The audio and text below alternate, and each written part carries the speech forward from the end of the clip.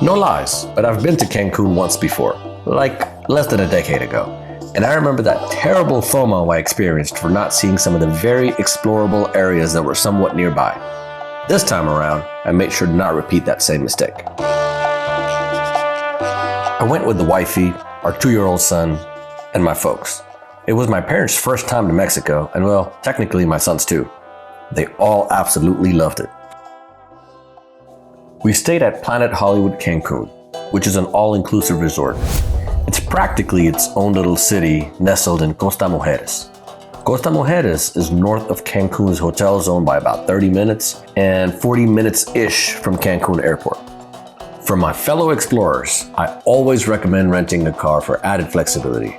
Fruit stands, cafes, sceneries, pit stops, your baby poops. You can stop whenever you want to, and you got more control over your trip. Plus, you also avoid the whole waiting around for a shuttle or a taxi. Cops don't bother tourists much on the Yucatan Peninsula in my experience. Why mess with tourism dollars? Many of the US-based cell phone providers offer free call and data to and from Mexico, and I didn't have to pay an extra charge while using my phone over there. Trust me, I used it a lot. Google and Apple Maps worked just fine in this area, and cell phone service was not an issue. Okay, back to renting a car. We went with Mex Rent-A-Car. Not a great experience. While checking in, I was told that if I want the car I reserved, there's a 2-hour wait, or I could pay a little bit more for the one that's parked out front, and I can have that one right away. Who wants to spend an extra 2 hours of limited vacation time at a car rental agency? I mean, I want to get my butt to the beach ASAP. Okay, wait, there's more drama. You see this clip right here? This saved me about $200. Let me tell you all about it. You see, the rental was supposed to come with floor mats. Well, it didn't. And luckily, while I was loading up our luggage into the parked car during pickup, the fruit of my loins, Iman, my kid, had sneaked into the driver's seat, and it was a super cute moment. So I briefly captured a clip of him playing with the steering wheel, which just happened to show the car's floor, without the mats, for a split second. Little did we know that this clip would be considered substantial evidence to tip the scales in our favor when we came to return the car and they claimed that the mats were missing and I had to pay. Moral of the story, take many videos of your children doing silly things. It could come in useful, but hey, in all seriousness, make a detailed video of the exterior and the interior of your rental just to avoid any hassles later on.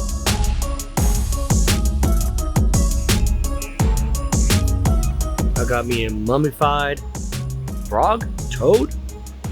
Yeah, we have an extra visitor. Puerto Morelos is about 40 minutes from Cancun. Its charming personality is that of an authentic fishing village, typical of the Mexican Caribbean.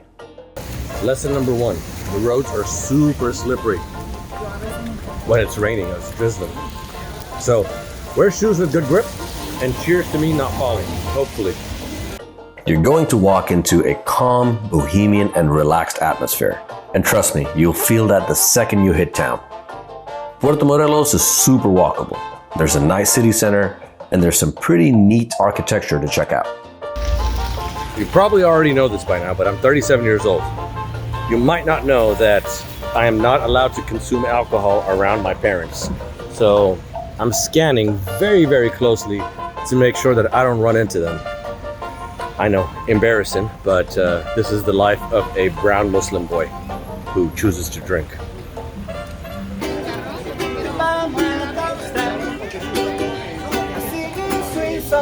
Look at man. Whoa, cool. The day we visited, it was drizzling and it wasn't so busy. So we just walked around. Mama, as usual, bought some souvenirs. That's too much. And I do this one thing usually when in a new town.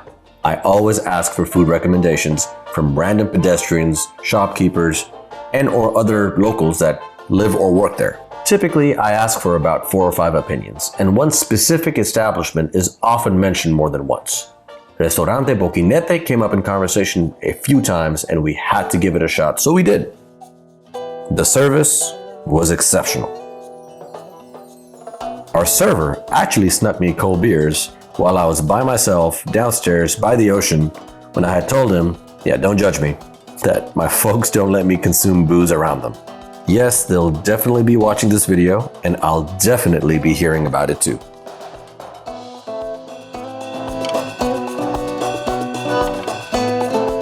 There was live, soothing music,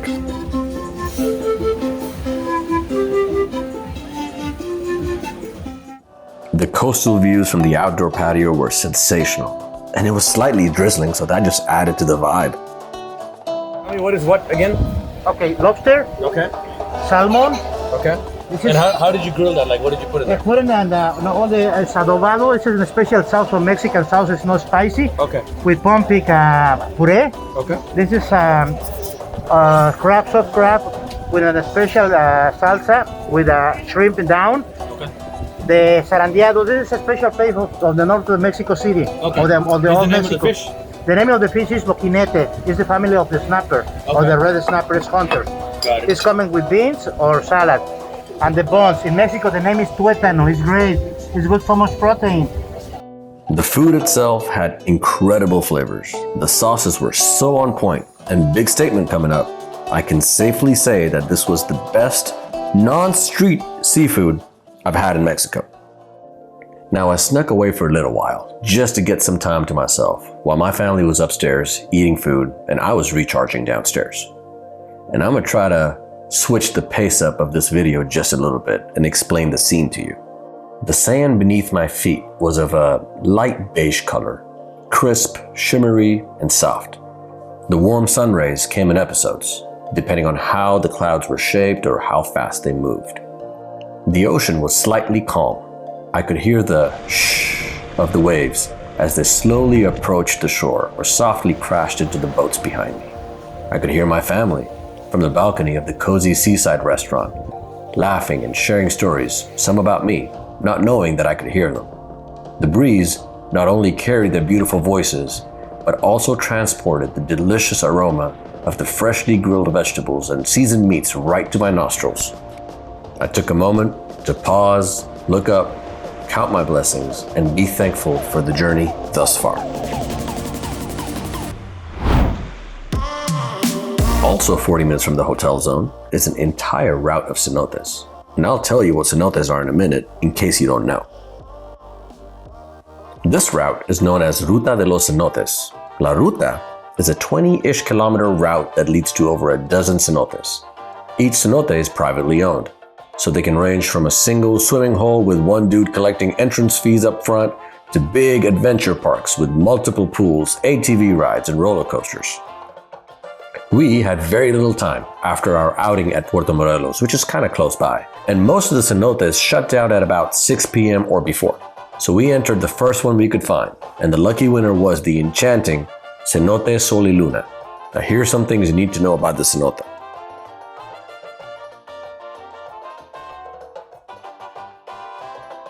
The entrance fee is supposedly 100 pesos, but I think we got gypped since the cenote was closing soon, and since I wear my emotions on my face, the desperation was very, very obvious, so I paid whatever they asked for. I think I paid about quadruple the price.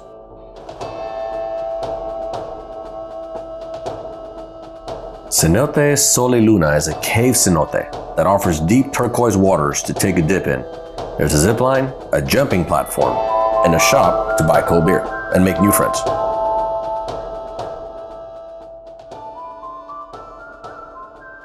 There's also a farm on site that has about 10 species of animals that you can feed or pet. It's great for kids.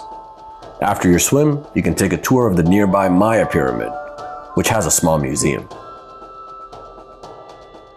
P.S. I have added another line item to my ever-growing bucket list, which is to visit all of the cenotes on Ruta de los Cenotes. Keep you posted on that adventure when it comes to fruition.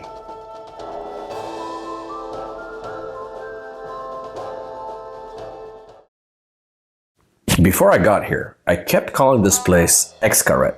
It's actually pronounced Xcaret, which means inlet in Mayan. This park is often called the Disney World for nature enthusiasts, and I can totally see why. In my lifetime, I have never seen a park that has so cleverly combined culture, nature, history, and education all into one. The builders of this dream of a place have beautifully utilized the natural environment and archaeological ruins as their foundation for this eco park.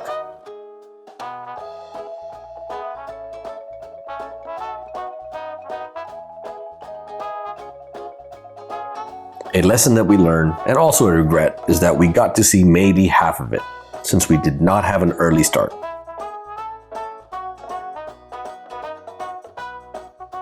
Add a baby to the equation and it's a whole different pace, because he wanted to stop and see everything, which is a good thing. Show me the flamingo.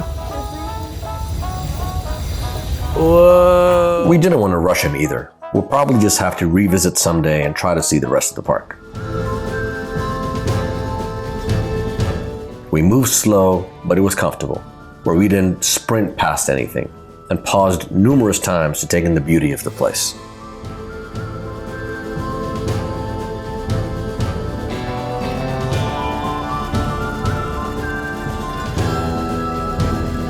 This park warrants another visit, and we totally want to redo it and explore the sections that we missed. Hey, maybe we could even stay at Hotel Xcaret, which is a hotel on site, to ensure a bright and early start. There is so much to see in this area, and it's not even funny. I believe we may have just begun to scratch the surface of the areas to visit around Cancun.